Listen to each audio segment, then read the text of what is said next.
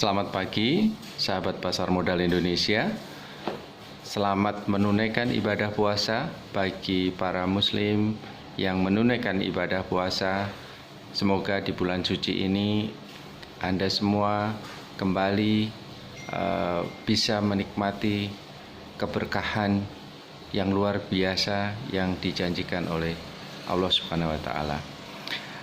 Sahabat pasar modal Indonesia, pagi ini saya ingin menyampaikan tentang buyback. Apa sebenarnya buyback itu? Buyback itu adalah misal sebuah perusahaan yang melakukan go public sudah tercatat di Bursa Efek.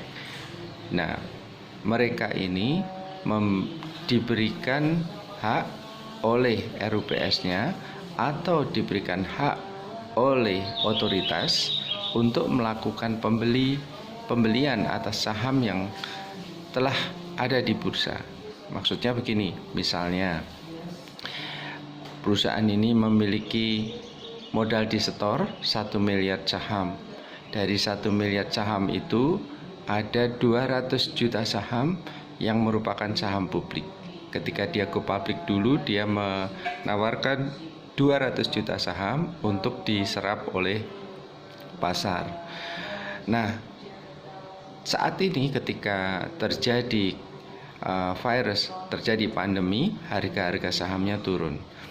OJK memberikan keleluasaan bagi para emiten untuk membeli kembali sahamnya yang ditawarkan. Jadi yang membeli ini adalah perusahaannya sendiri. Dia diizinkan untuk melakukan buyback secara sukarela. Nah, tapi ketika mau buyback juga harus minta izin bahwa dia berapa jumlah yang akan di buyback, juga berapa nilai buyback yang akan diambil dari market. Dari 200 juta saham tadi, kira-kira berapa persen yang akan diambil? Misalnya 200 juta tadi akan diambil 10%-nya, berarti akan diambil 20 juta saham dari 200 juta saham yang ada di pasar. 20 juta saham itu nanti dibeli dari pasar dengan harga yang telah ditentukan dan masa yang telah ditentukan. Nah, kemudian uangnya, sahamnya akan kemana? Karena perusahaan melakukan buyback, maka perusahaan mengeluarkan uang, dan uang itu akan berganti dengan pembelian saham. Sahamnya dimasukkan di dalam neraca perusahaan sebagai treasury stock.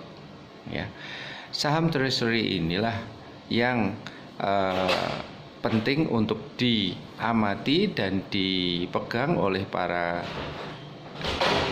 investor maupun trader, karena dengan diambilnya sebagian saham yang ada di pasar yang 20 juta tadi itu, maka jumlah saham yang beredar menjadi sedikit. Kalau jumlah saham yang beredar menjadi sedikit, maka potensialnya harga saham itu akan naik. Kenapa harga sahamnya akan naik? Karena ketika menghitung laba bersih per saham, earning per share, maka jumlah sahamnya ini akan dikeluarkan. Ya, jadi kalau tadi ada 1 miliar saham, sekarang ini untuk perhitungan EPS-nya hanya dihitung 980 juta saham sebagai pembaginya. Jadi misalnya keuntungan perusahaan itu 100 miliar, ada sahamnya 1 miliar. Sebelumnya EPS-nya adalah 100 miliar dibagi dengan 1 miliar, berarti laba bersih per saham atau EPS-nya 100. Ya. Nah, sekarang kalau labanya 100 miliar dengan di buyback 20 tadi, berarti 100 miliar dibagi dengan 980 juta saham. Silahkan dihitung berapa nilainya, tentunya lebih dari 100 rupiah.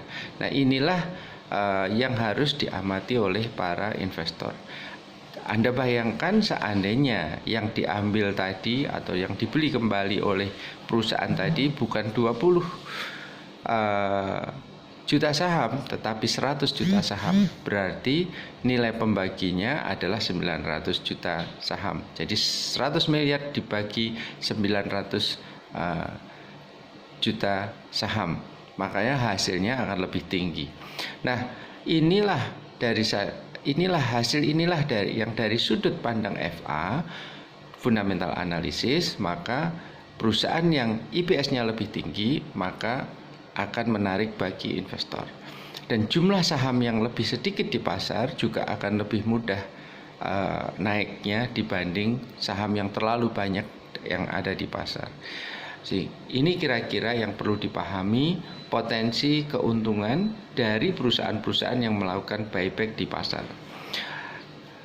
Saya berharap para investor dan trader di pasar modal bisa memahami pentingnya menganalisis pengaruh buyback terhadap kenaikan nilai harga saham di saat pasar itu normal.